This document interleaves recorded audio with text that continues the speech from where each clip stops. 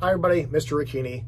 Today we're going to talk about the SI system, a little bit more in detail about the SI system, specifically what are the units of measurement in there, how do we use them together, how do we use them when we're talking about big things and small things, and then we're going to go into a little bit of how to actually measure length. So we'll start with length, and then we'll talk about how to maybe convert from centimeters to meters. There's a couple different ways of doing that. We'll talk about the easy way today. So the first thing is the SI system of measurement. Let's talk about what the base units are. So the base units are those fundamental measurements that sort of build upon all the other ones. And so if we're talking about the old system, if we're talking about the imperial system is what it's called, or the United States system, if you will, because we learned that there's only 3 countries that are still using it, right? So that old system, if you were trying to measure all the different things we could measure about the universe, we would need to know over 50 different things and how to measure those. So 50 different units of measurement. That's a lot. Not just what they are, but how to measure those. And how we have to know how to convert them and how to go in between them. We'll get into that in a little bit. But as far as like the SI system, what makes it easier? We've been trying to say that the SI system is easier, more precise, better for science, right? Well, one of the things that makes it better is you can see this wheel here, right? This wheel shows that the SI system really only focuses on 7 different base units. That's right. So the imperial system, we would need to know 50 different things in order to be able to measure everything about the universe. In the SI system, if you know how to measure 7 things, you can measure everything. They might combine a couple things to measure, but as long as you know those 7 base measurements, you can measure anything. So what are these base units? All right. So we'll go around the wheel here and we'll talk about that. So the first one is mass.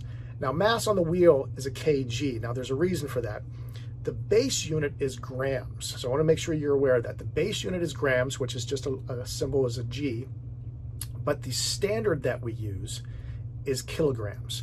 So notice grams is still in that name. We'll get to that later, but the base unit of kilograms, the base, the bottom line, or what kilograms is built upon, is grams. That's why it's at the end there. So grams is our base unit, what all mass is sort of built upon or related to. How many grams is it? So mass is grams. The next one is length. The base unit for length is meters. So not a foot, not an inch, not a centimeter. We're talking about a meter. So again, those meter sticks that we have in the classroom, that's what one base unit is. Everything else, all the other measurements of length, are based upon that unit. Time, that one's pretty easy, seconds. Think about it, maybe you run track and you have run around the track and you got so many milliseconds, right? So we can change the meaning of the word seconds by putting some words in front of it. That's what a base measurement is. So mass is grams, length is meters, time is in seconds. The next one we don't deal with too much in 8th grade, but electric current is amperes or amps. You probably have heard of amps before, but that's the base unit of it. Let's go to the other side of the wheel. So the other side of the wheel has 3 more left over there. And so K is a little bit confusing. Again, the temperature, the base unit or the standard for measuring temperature in the SI system is Kelvin. A lot of people think it's Celsius, but Kelvin is a 3rd temperature scale that we're going to talk about later this year. The amount of substance. Now this is really big when we get into chemistry and your chemistry class at the high school. The amount of matter essentially is measured in what's called molar quantities.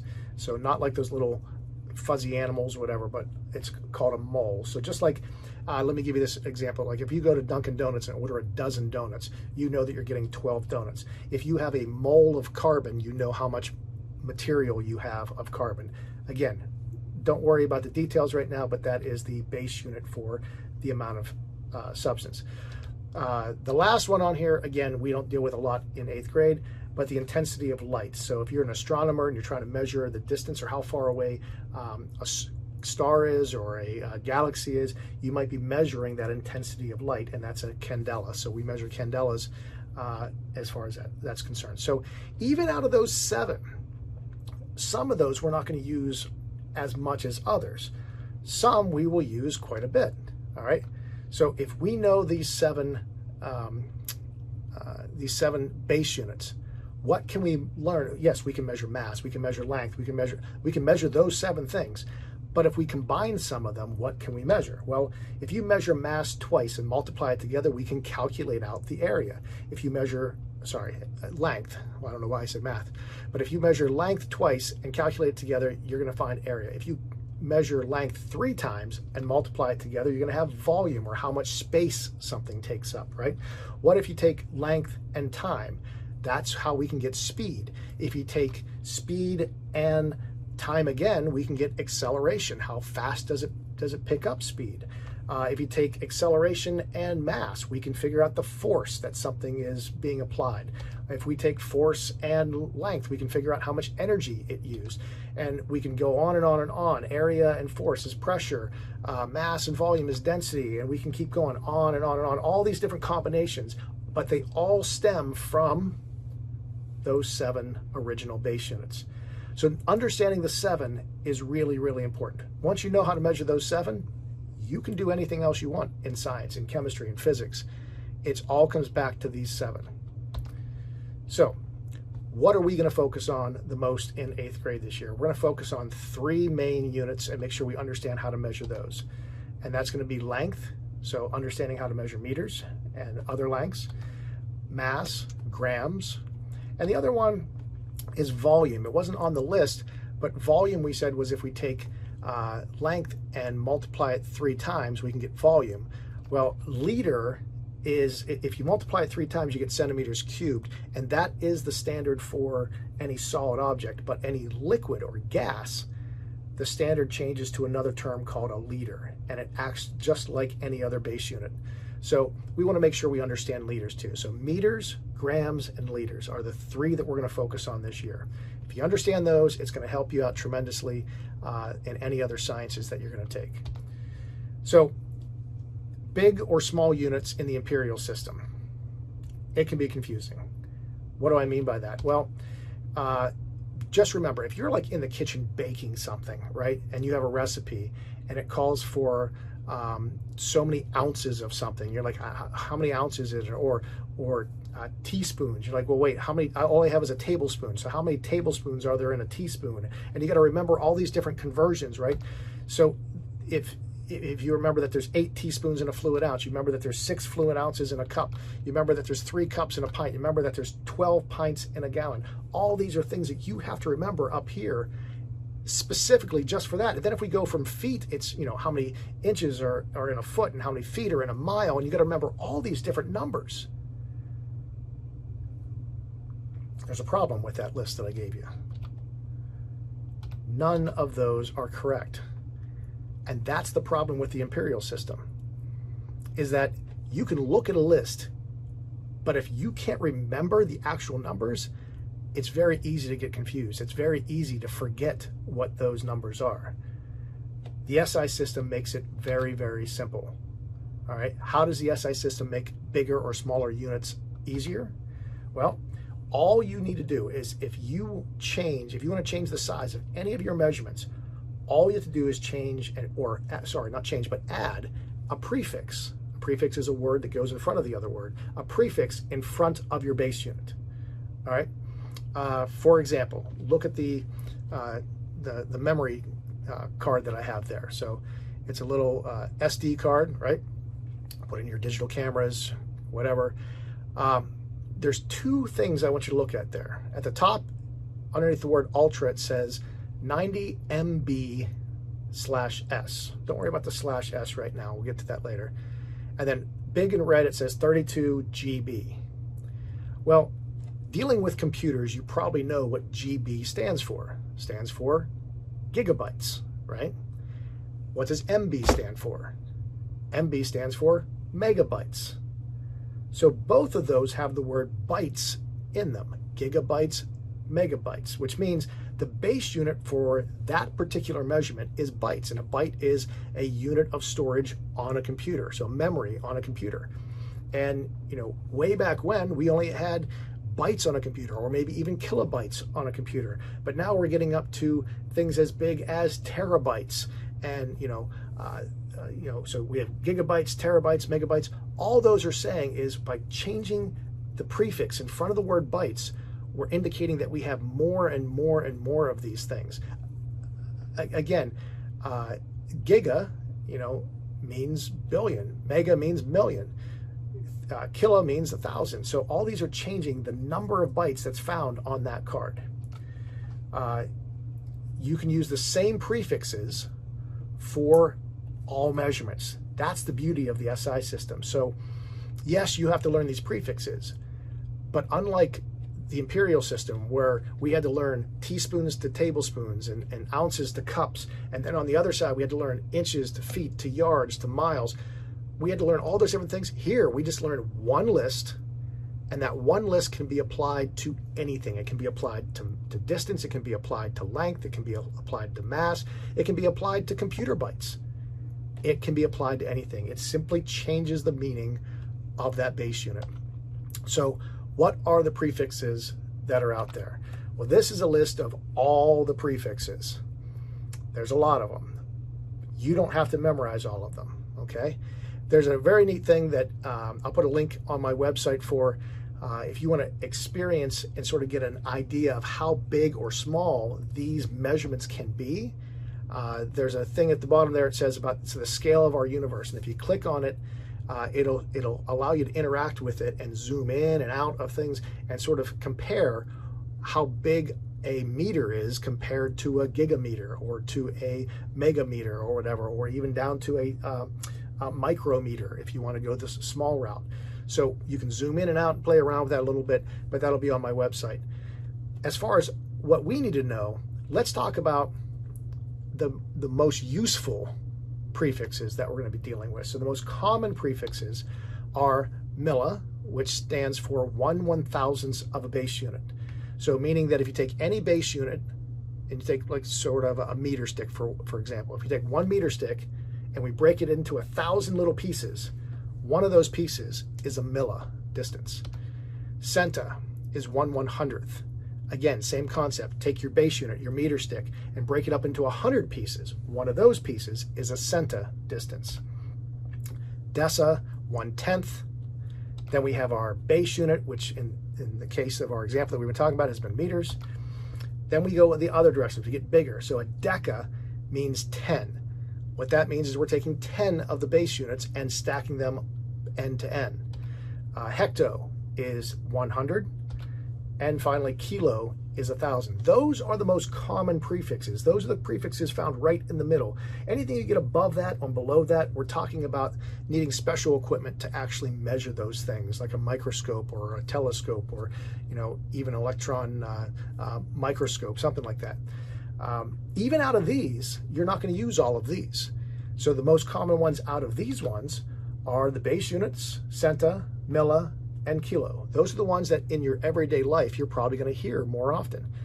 Deci, deca, and hecto are there, and it's important to know where they are on this list, but you're probably not going to be needing to measure things in hectograms or decagrams very often. All right?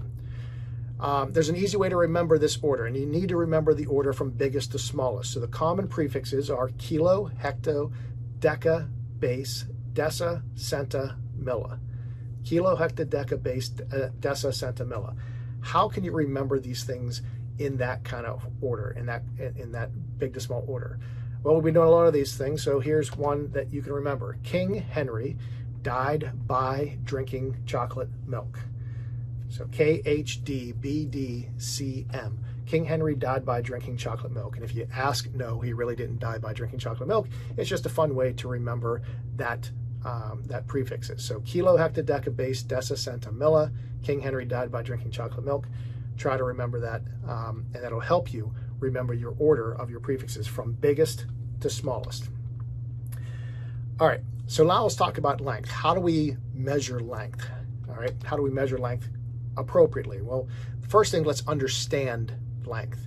Again, here's the meter stick, and if we take 10 of those meter sticks and put them end to end to end, back to back to back, laid them on the floor, that distance would equal 1 decameter. All right, so if you think decameter, think of 10 meter sticks lined up together, or a total of 10. So 10 meters times 1 meter is 10 meters. That's a decameter's length. A nice visual for this, if you are fans of the Olympics, especially the Summer Olympics, and you watch the diving competitions, that high platform is known as the 10-meter platform, or it's a decameter high from the water. So they are jumping from 1 decameter of distance away from the surface of the water.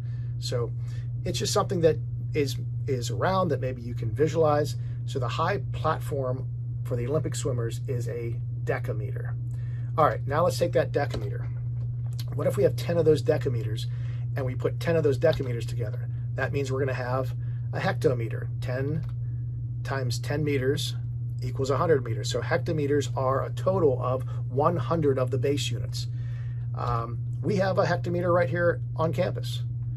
So what you see there, people most likely are going to say, oh, it's the football field. But the football field is not a hectometer. What else is played on? There's lots of different sports that are played on here, but think soccer. Soccer, the end of the soccer field from side to side is not the goal line. It's the back line, right? It's the goal line. So if we trace the actual soccer field from goal line to goal line is 100 meters. That is a hectometer. So a hectometer is a soccer field's length. All right, soccer fields can be a little bit different in width, but the length is 100 meters. All right, take 10 of those hectometers, put them together, 10 soccer fields back to back to back to back. That gives you the distance of 1 kilometer. So 1 kilometer is 10 times 100 of those hectometers gives you 1,000 meters. So a kilometer is 1,000 base units long. Here's another thing close to home. It's a map of Route 22 going through Murraysville. 2 places that you're probably familiar with. If you look close to this end, you'll see the McDonald's. If you look close to the other end, you might notice Dick's Diner. 2 iconic places that are right there on the strip of 22, and it's a pretty straight part of the road too. Well, I picked those 2 places because you could almost perfectly put 10 soccer fields between them, which means the distance between those 2 restaurants is very close to, if not exactly, 1 kilometer of distance. So if you've ever run a 5K before, it's like running from McDonald's to Dick's Diner back and forth 5 times. So from McDonald's to Dick's Diner's back, that's 2, 3 there, 4 there, and end at Dick's Diner's 5. So that's the distance of a kilometer. So sometimes it's hard to visualize. I'm just trying to help you out with visualization of how long or how big these things are. Okay. Let's talk about if you go the other direction, if you get smaller. So every space in the SI system is divided into 10 equal spots or spaces. And that's something to think about, all right? That's something you have to visualize. Sometimes we're going to give you lines, and other times there's not going to be lines. But you need to start thinking that everything you see in the SI system is divided into 10 equal spaces. So if you if you're looking at me in this screen right now, and over here was 0, and over here is 10, where am I right now? I'm at 5, right? What if I move over here? Well, I'm no longer at 5. I'm not at 0. I'm not quite to 10. So I'm probably at like a 7, right? And if I move way over here, I'm talking I might be at a 1, right? So visualizing the space and sort of estimating how far through that space something is really, really key to the metric system. Every space, every measurement is divided into 10 equal spaces. That's why we count to 10. If we take the meter stick that we've been talking about, and if we divide that into 10 equal spaces, so you might notice on a meter stick that every 10 numbers is a little bit bigger and bolder. They do that on purpose, saying that that's one section, that's 1/10 of a meter stick. And 1/10, if you remember our prefixes, was called a decimeter. Again, this is one that we don't typically use, but 1/10 of a meter stick is called a decimeter. What happens if you look a little bit closer at one of those decimeters? So let's bring down that last decimeter over here and look at it. Can we divide that 1 decimeter from 90 to the end of the meter stick? Can we divide that into 10 equal spaces? And the answer is yes. So we've taken one meter, divided into 10 decimeters. We've taken 1 decimeter and divided it into 10 equal spaces. Those 10 equal spaces are going to be centimeters. Why? Because how many centimeters are on the meter stick? If each decimeter has 10, 10 times 10 is 100. Centa, century, that means 100. All right, take a centimeter. Can we divide that centimeter into 10 equal spaces? Yes, that's called millimeters, right? So those millimeters are the smallest lines you're probably going to see on your ruler. We could take those spaces. What about those empty spaces between the millimeters? There's no lines there. But if we look closer at them, it's still a space, right? And what did we say? Every space that we measure, we have to divide it into 10 equal spaces, whether there's lines or not. So something like this, every tool that you measure, you're eventually going to get to a point where there's no more lines. The main reason for that is space. If you look at a ruler, these little lines are already really close together. So imagine if I try to squeeze 10 more lines in between there. We wouldn't be able to tell the difference. It would just look like a big dark line going the whole way across the ruler. So at some point we have to stop and we have to use our eyes and our brain to actually do the last step. And so we're going to take that empty space and divide it in our heads into 10 equal spaces. That is, even though they're not drawn, they have to be equal. And what we call this is our estimated digit, because there is no official line. It's just estimated. I'd like to call it my best guess. All right. You can call it your best guess. You can call it your estimated digit. But either way, think about it this.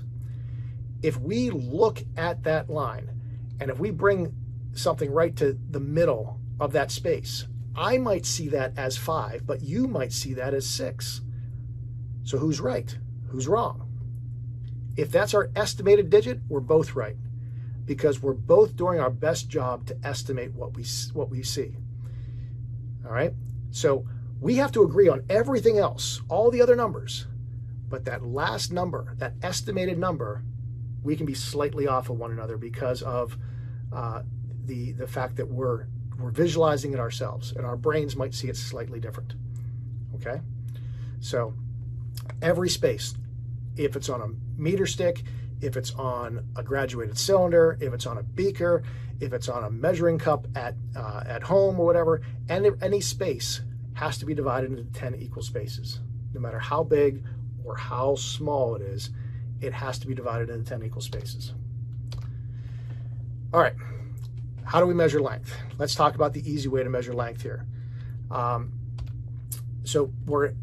The easiest way to get started, if you're having trouble, and again, I know not everyone's going to have trouble to start off with, but if you're having trouble, what I recommend to do is, notice at the bottom of the screen here, I've listed out our prefixes. So K, H, D, B, D, C, M, and then I have a brackets which represents our best guess or estimated digit. On a ruler, that estimated space is always after the millimeters because it's the smallest lines that are written. On a graduated cylinder, it may not be there. It may be closer to centimeters or whatever. So wherever the last line is, you put your estimated guess after that. All right.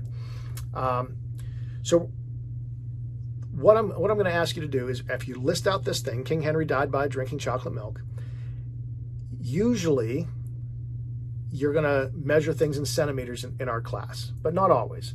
But the general rule is, to help you figure out what the number should be, in your list at the bottom, put your decimal point after what you are trying to measure in. So in this case here, we're going to try to measure in centimeters. So we're going to take that line and measure it in centimeters. So we're going to put our decimal point after centimeters. So what's that automatically tell me looking at my list? That my answer, to be correct, has to have 2 numbers after the decimal point. And that's a big deal. Sometimes zeros are not significant in math class. If you go into a calculator right now and type in 5.00 times 3, your calculator is going to say 5 times 3, right? It doesn't care about those zeros. But science does. It matters in science. It matters about the precision and accuracy of our measurements, about how reliable, how trustable that data is. So make sure we're measuring correctly and the right number of digits. An easy way to do that, put your list down at the bottom. What am I measuring? Centimeters. Put the decimal point after it. I have 2 numbers after it. If I was measuring in meters. Remember, meters is the base unit, so put it after the B. That means that my answer should have 4 numbers after the decimal point. Every single value changes the number of decimals that you have before or after that decimal point. The other thing is, notice that each placeholder is, think of it individually, like a 0 through 9. Since we can count to 10, we're going to keep it all single digits, so 0, 1, 2, 3, 4, 5, 6, 7, 8, 9, right? If you get to 10, you're at the next one, so 0 through 9 for each individual placeholder. Start from the big and work your way to the small. Start from broad and work your way narrow to more specific. So the first question I'm going to ask about this green line is, how many kilometers long is it? Remember, we said a kilometer long is the distance between McDonald's and Dick's Diner. This is not even close, so it's got to be a 0. Hectometer. Hectometer is as big as a soccer field. Again, not even close, so it's 0 of those. A decameter, a diving platform. 0 of those ones, right? A base unit, or in this case, meter. Again, not close to a meter. I know it's big on the screen, but look at the numbers. We're not close to the end of the meter stick here, so 0 on that. Decimeter. Decimeter is 1/10 of a meter stick. We're not at any double digits here, so that means that we have 0 decimeters. Finally, we get to a number where we can write that down. How many centimeters from 0 do we get to? Just whole numbers, no decimal points right now. How many whole centimeters did we get to? We definitely got to 3. We did not get to 4, so my answer there is 3. The next thing we ask is millimeters, but we're not going to go back and start at 0. We're going to start where we left off. So we left off at the 3. From the 3, how many of the next smaller lines, the millimeter lines, are there until we get to the end of the object? In this case here, if we count them, 1, 2, 3, 4, 5, 6, 7. There's 7 of those millimeter lines. We didn't quite make it to the 8, but we made it past the 7. But the last one we made it to was the 7. That means the last thing we have to do is our estimated digit, or our best guess. So we know it's between the 7th and the 8th millimeter line here on the screen. The question is, how far do you think it's through there? When I look at it, I think it's about halfway. So about halfway is a 5. If you thought it was a little bit more and called it a 6, or a little bit less and called it a 3, we're still okay. That last digit we're allowed to be different. Again, what do we have to be the same on? The 3 and the 7, because it's right there. We have lines for those. The 5 is estimated, so as long as you're close, we're good. Let's try this one. So measure this one in centimeters.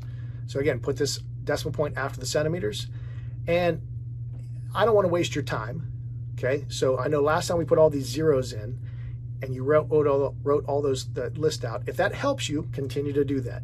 But realistically, we don't have to. We can visualize and say the first number we're going to write is those centimeters. So I can start with that number, right? Again, if it helps, put zeros. Ask yourself every time to get down until you find a number that's not a 0. But we know that it's not as big as a meter stick, so that means the kilometer, hectometer, decameter are all zeros. It's not at double digits, so we're not at a decimeter, so that's a 0, so I don't need to write all those down. This question, how many whole centimeters did we make it to? Well, we only made it to 2. We didn't quite make it to 3. So that means I'm at 2 point something, right? Next, starting at the 2 where we left off, how many millimeter lines are we past that 2? Again, counting the amount there, 1, 2, 3, 4, 5, 6, 7, 8. I made it to the 8. I did not quite make it to the 9. So there is a distance between the 8 and the 9. How far into that? Well, looking at it, I thought it was a little bit further than halfway, so I called it a 7. Maybe you thought it was halfway, and you called it a 5. Again, we can differ on that best guess. All right. What if we look at something that's further up on the meter stick. All right, let's look at something further up on the meter stick. So here we have another example, and we're looking at, let's measure this again in centimeters. Centimeters is going to be the most common thing that we're going to be measuring in class. So put the decimal point after the centimeters. We can get rid of a bunch of things here, but one that we got rid of last time we can't get rid of. We can get rid of what? Kilometer, hectometer, decameter, and base units. All those, anything less than a base or anything more than a base unit, we can definitely get rid of. But the decimeter this time, we have to hold on to because we're in double digits. So we are in the 4th set of tens, if that makes sense. So once you start with the 40s, it's a 4 for the decimeter. Starting at that 40, how many centimeters past that did you get to?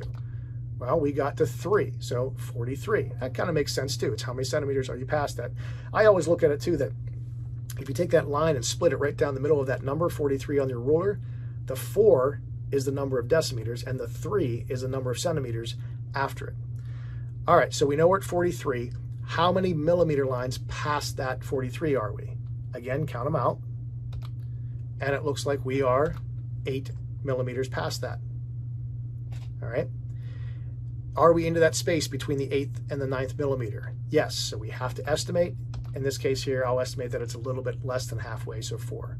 So 43.89, or 84, excuse me. Getting the hang of this?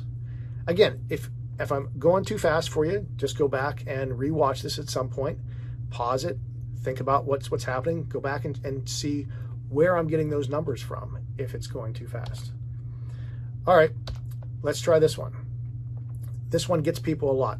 So again, further up on the meter stick a little bit, measuring in centimeters. So the first thing is how many decimeters are we? We are at the 9th decimeter, right? So we're in the 90s, 9th decimeter. How many centimeters after that? Well, we only go 1 past the 90, so that's a 1. This is where people get mixed up. Notice how many millimeters did it get to? 0 after the 91, right? So people will forget about that and make their estimated guess right now. And they'll say 91.5 because they're estimating that it's halfway between that space. 91.5 is over here someplace. This is not 91.5. So the first question we did was how many decimeters. The second question was how many centimeters past that. The third question is how many millimeters past the 91. If it's a 0, you still have to put down a 0. Now we say, all right, so it's not to the first millimeter, but is it in that space between 91 and that first millimeter? And now we have to make our best guess. So again, your best guess on this, I think it's about halfway, so a 5. So 91.05 is the correct measurement for this, this object. In science, you always need to measure to the precision of the measuring tool. So what that means is your best guess is going to be different. Wherever your lines stop, we need to go 1 space below that smallest division. So on a meter stick, on a ruler, our smallest lines are millimeters, which means we're going to be making our guess 1 space below that. On a beaker, it might be liters, it might be centiliters or whatever. But wherever our last line is, there's going to be a space between it, and we have to estimate that space. That is the precision of the tool. The general rule, when anybody looks at any number that's been collected as far as data is concerned, and this is important because you're going to be collecting lots of data, that when we look at numbers, every person, whether it's me, you, your lab partner, somebody in Australia, when they look at your data, we are always going to assume that the very last number that you wrote down was an estimated number. And all the other numbers in front of it are accurate numbers. Are numbers that if I was doing it or somebody else was doing it, we would get the exact same number. So the only thing we can be slightly different on is that estimated number. Why is this so important? Well, think about how this could change if you wrote things down wrong. Here's an object, and we'll look at 3 different measuring tools, right? From very generic to more specific. So if our object is right here, This is how all three of them are measuring it. Let's look at the first one.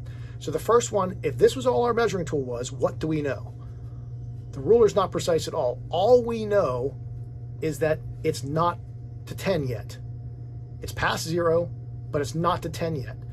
So the 10s are marked. The 1s are not. They're missing. So we would have to estimate on our 1s place. So we're saying, how many 10s is it? It's 0 10s. And how many 1s is it? I don't know. How far? Maybe 7, maybe 8. And in this case here, I said 8 centimeters. Notice it only has one number. And so if that's the only number you write down, that's the proper way of writing this down, that tells us that what? That one number is my last number that I wrote down, so it's a guess. There's no measured numbers here. This is not a very accurate measurement. Somebody else is going to look at it and say 7. Somebody else is going to look at it and say 6. Somebody else is going to look at it and might say 9. Who knows? It's an estimated number. Not very good. So what if we go down to the second one?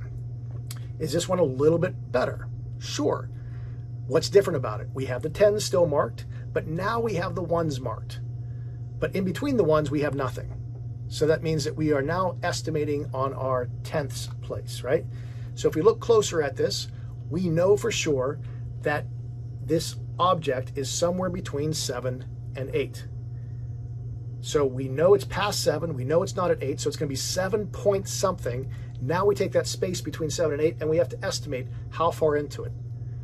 And so maybe you thought it was almost to 8, so 7.9 centimeters. Maybe somebody else thought it was 7.8. That's okay too. All right? Regardless, what do we both know? We know that the 7, we have a line that tells us it was definitely past 7. The 9, it's our last number. It's an estimated number. It might be slightly different depending on who looks at it. All right? But we can't write 7.9000 because we're not making more than one guess. We're making only one guess. All right? So in this case, there's one measured number and one estimated number. Finally, we get to the rulers like we have in the classroom. Why are these the better rulers to have? And again, there's other ones that are more precise, but why are these ones good?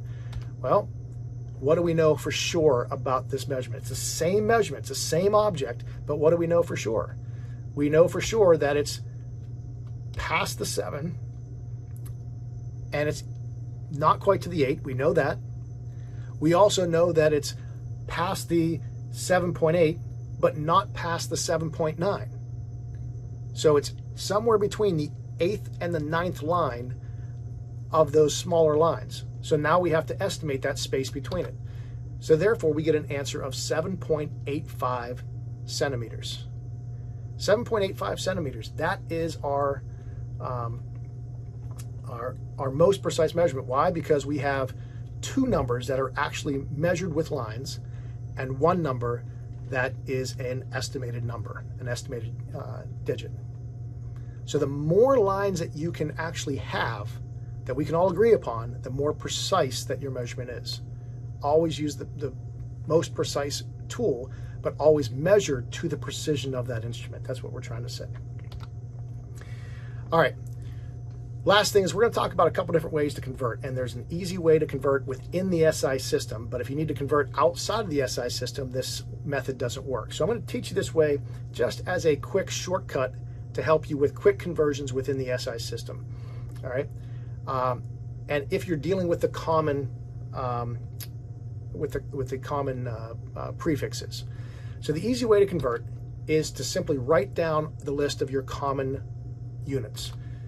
Biggest to smallest. That's why it's important to remember what King Henry died by drinking chocolate milk, right? So we're going to write those down.